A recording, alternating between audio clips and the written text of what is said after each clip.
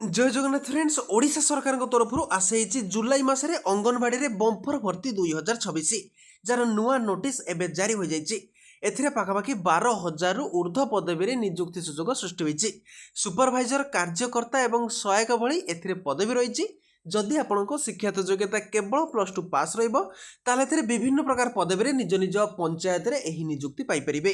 किछि पोस्ट रहिछि जेउथिरे सीधा भर्ती भी रहिबो। मु एही भिडियो रे आपन बुझेबी किपरि आवेदन करिवे step by step process document सब कोन दरकार शेष तारीख केबे अछि एही भिडियो रे डिटेल देखिबा।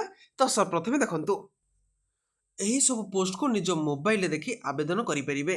सर्वप्रथमे देखंतु view engagement arts and AWW बा AWH रे जदि आपण आवेदन करिया पई चाहुचंती एवं आपणक अंचल रे केउथरे केते पोस्ट देखिया पई चाहुचंती तो प्रथमे सिलेक्ट डिस्ट्रिक्ट आपण मारि देबे।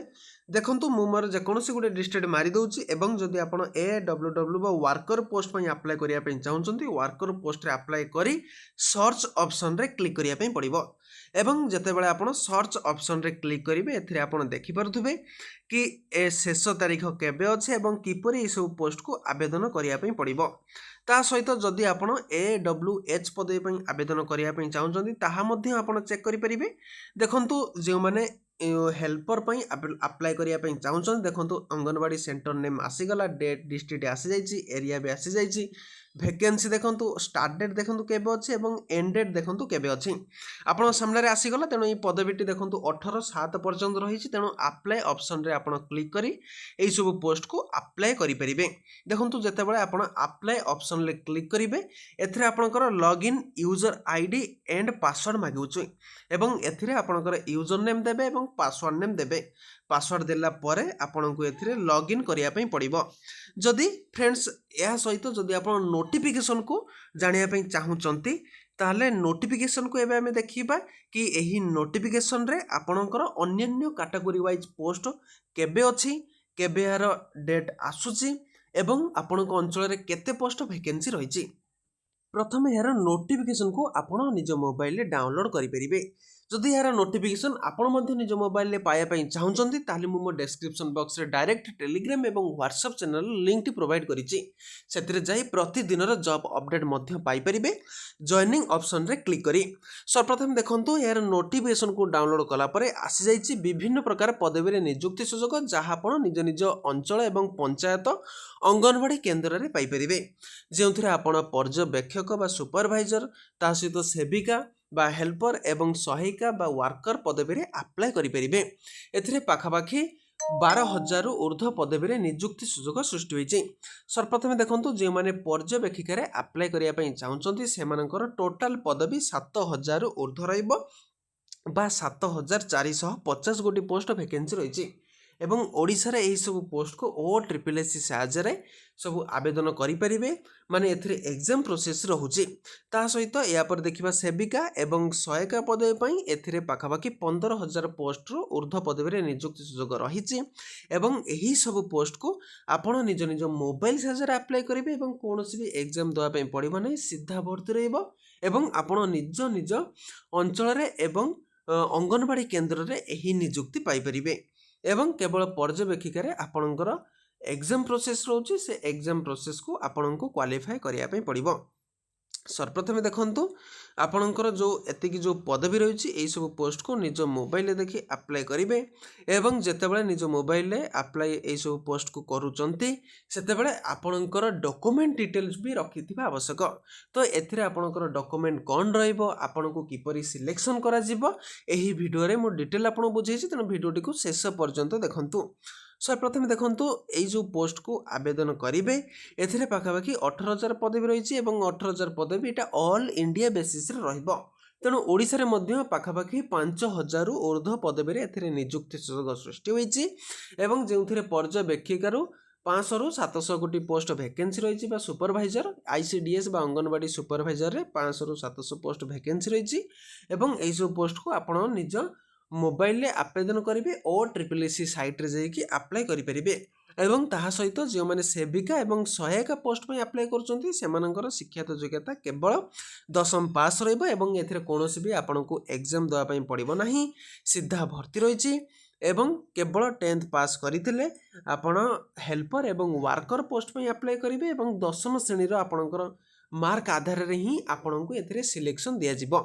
ତେଣୁ ଯେଉଁ 15,000 ପୋଷ୍ଟ ରହିଛି ତାହାକୁ ଆପଣ ନିଜ ମୋବାଇଲରେ ଦେଖି ଆପ୍ଲାଏ କରିପାରିବେ।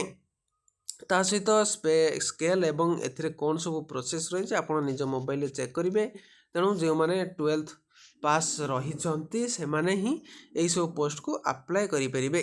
ଏବଂ ଏଥିରେ ମହିଳା ଏବଂ ବାଲ ବିକାଶ ବିଭାଗ ତରଫରୁ ଏଥିରେ ବମ୍ଫର ଭର୍ତ୍ତି ଆସିଯାଇଛି। ତେଣୁ ଏହି ନିଯୁକ୍ତି ସୁଯୋଗ ଆପଣ ନିଜ ନିଜ ଅଞ୍ଚଳରେ ଦେଖି ପାଇପାରିବେ। ତା ସହିତ ଯଦି ପ୍ରଥମ ଥର ପାଇଁ ଆମର ଏଇ ଭିଡ଼ିଓକୁ ଦେଖୁଛନ୍ତି ଭିଡ଼ିଓକୁ ଗୋଟେ ଲାଇକ୍, ଚ୍ୟାନେଲକୁ ସବସ୍କ୍ରାଇବ୍ କରି ରଖନ୍ତୁ, କାରଣ ପ୍ରତିଦିନର ଆପଣ ଏଇ ଟାଇପ୍ର ଜବ୍ ଅପଡ଼େଟ୍ ଆପଣ ଏଇ ଚ୍ୟାନେଲ ମାଧ୍ୟମରେ ପାଇପାରିବେ ସମ୍ପୂର୍ଣ୍ଣ ନିର୍ଭୁଲ ଭାବେ ଏବଂ ସଠିକ୍ ଭାବେ। ତା ସହିତ ଦେଖନ୍ତୁ ଏଥିରେ ଯେଉଁ ପଦବୀ ରହିଛି ପାଖାପାଖି 12,000 ପୋଷ୍ଟ ଏଥିରେ ଭେକେନ୍ସି ରହିବ, ଯାହାକି ନିଜ ଅଞ୍ଚଳରେ ସେବିକା ଏବଂ ସହାୟିକା ପଦବୀରେ ପାଇବେ। ଏବଂ ଏହାପରେ ଆମେ ଯିବା କି ଏଇ ଏକ୍ଜାମ୍ ଡିଟେଲ୍ ସବୁ କ'ଣ ରହିବ, କିପରି ଆପ୍ଲାଏ କରିବେ, ଆପ୍ଲିକେସନ୍ ଫି ଦେଖନ୍ତୁ କ'ଣ ରହିଛି।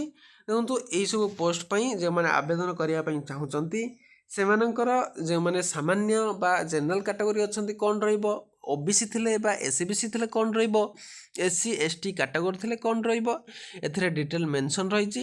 ତାର କିପରି ଦେଖନ୍ତୁ ଏଇସବୁ ପୋଷ୍ଟକୁ ଆପ୍ଲାଏ କରିବେ। ଯେଉଁମାନେ ସୁପରଭାଇଜର ପୋଷ୍ଟ ପାଇଁ ଆପ୍ଲାଏ କରିବା ପାଇଁ ଚାହୁଁଛନ୍ତି ସେମାନଙ୍କୁ ଅନଲାଇନ୍ ଥ୍ରୋ ପ୍ରୋସେସ୍ରେ ଆବେଦନ କରିବା ପାଇଁ ପଡ଼ିବ। ଏବଂ ଯେଉଁମାନେ ସେବକ, ସେବିକା ବା ହେଲ୍ପର ଏବଂ ୱାର୍କର ପୋଷ୍ଟ ପାଇଁ ଆପ୍ଲାଏ କରିବା ପାଇଁ ଚାହୁଁଛନ୍ତି ସେମାନଙ୍କର ପ୍ରଥମେ ଅନଲାଇନ୍ରେ ଫର୍ମଟି ଆପଣ କାଢ଼ି ନେବେ। କାଢ଼ି ନେଲା ପରେ ଅଫଲାଇନ୍ ସାହାଯ୍ୟରେ ଏଇସବୁ ପୋଷ୍ଟକୁ ଆବେଦନ କରିବା ପାଇଁ ପଡ଼ିବ।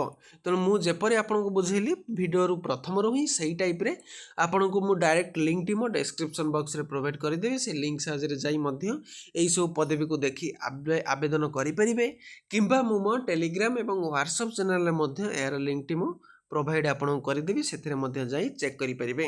ଦେଖନ୍ତୁ ଆସିଯାଇଛି ଏହାର ଅଫଲାଇନ୍ ନୋଟିଫିକେସନ୍। ଆପଣ ମଧ୍ୟ ଡାଇରେକ୍ଟ ଏହାର ନୋଟିଫିକେସନ୍କୁ କ୍ଲିକ୍ କରି ଏଇସବୁ ଡିଟେଲ୍ ବିଷୟ ପାଇପାରିବେ, ଯେଉଁଥିରେ ଆପଣଙ୍କର ନେମ୍ ଲେଖାଯିବ, ଆପଣଙ୍କର ଫାଦର୍ସ ନେମ୍ ଲେଖାଯିବ, ମଦର୍ସ ନେମ୍ ଲେଖାଯିବ, ଏଜ୍ ଲିମିଟ୍ କ'ଣ ରହିଛି, ଡେଟ୍ ଅଫ୍ ବାର୍ଥ ଲେଖିବେ, ଠିକ୍ ଅଛି। ତାପରେ ଏଜୁକେସନାଲ୍ କ୍ୱାଲିଫିକେସନ୍ ଲେଖିବେ, ତାର ଆଧାର କାର୍ଡ଼ ଦେବେ, ଆପଣଙ୍କର ରେସିଡେଣ୍ଟ ସାର୍ଟିଫିକେଟ୍, କାଷ୍ଟ ସାର୍ଟିଫିକେଟ୍, ଏଇସବୁ ଡିଟେଲ୍ ଆପଣଙ୍କୁ ଦେବା ପାଇଁ ପଡ଼ିବ। ଏବଂ ଯେତେବେଳେ ଅନଲାଇନ୍ରେ ଯେତେବେଳେ ଆବେଦନ କରିବେ, ଅନଲାଇନ୍ରେ ଆବେଦନ କଲା ପରେ ଆପଣଙ୍କ ସାମ୍ନାରେ ଏଇଭଳି ଦେଖନ୍ତୁ ପେଜ୍ଟି ଆସିଯାଇଛି, ଯେଉଁଥିରେ ଆପଣ ସର୍ବପ୍ରଥମେ ଏଇ ପେଜ୍ଟିକୁ ଆପଣ ଡାଉନଲୋଡ଼ କରିନେବେ। ତା ସହିତ ଯେତିକି ସବୁ ଡକୁମେଣ୍ଟ ଆପଣଙ୍କୁ ମୁଁ କହିଲି ସେ ଡକୁମେଣ୍ଟ ସବୁ ଆଟାଚ୍ କରିଦେବେ।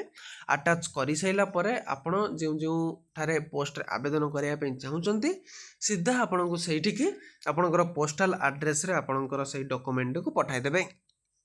ଫ୍ରେଣ୍ଡସ୍, ଏହା ଥିଲା ଆଜିର ଅପଡ଼େଟ୍। ଯଦି କିଛି ଏହା ମଧ୍ୟରେ ଡାଉଟ୍ ରହୁଛି ତାହେଲେ ମୋତେ ନିଶ୍ଚିତ କମେଣ୍ଟ ବକ୍ସରେ କମେଣ୍ଟ କରିପାରିବେ। ମୁଁ ଆଉଥରେ କରି ରଖୁଛି, ଯେଉଁମାନେ ସୁପରଭାଇଜର ପୋଷ୍ଟ ପାଇଁ ଆପ୍ଲାଏ କରିବେ ସେମାନଙ୍କର ଏକ୍ଜାମ୍ ରହିଛି ଏବଂ ସେମାନେ ଅନଲାଇନ୍ ମୋଡ଼ରେ ଆପ୍ଲାଏ କରିବେ। ଯେଉଁମାନେ ହେଲ୍ପର ଏବଂ ୱାର୍କର ପଦବୀ ପାଇଁ ଆପ୍ଲାଏ କରିବା ପାଇଁ ଚାହୁଁଛନ୍ତି, ନିଜ ଅଞ୍ଚଳରେ ନିଯୁକ୍ତି ପାଇବା ପାଇଁ ଚାହୁଁଛନ୍ତି, ସେମାନଙ୍କୁ ଅନଲାଇନ୍ ଏବଂ ଅଫଲାଇନ୍ରେ ଭରାଇବା ପାଇଁ ପଡ଼ିବ। ମୁଁ ଆଉ ଗୋଟେ ଭିଡ଼ିଓ ଦେଖାହେବି। ଜୟ ହିନ୍ଦ, ଜୟ ଜଗନ୍ନାଥ।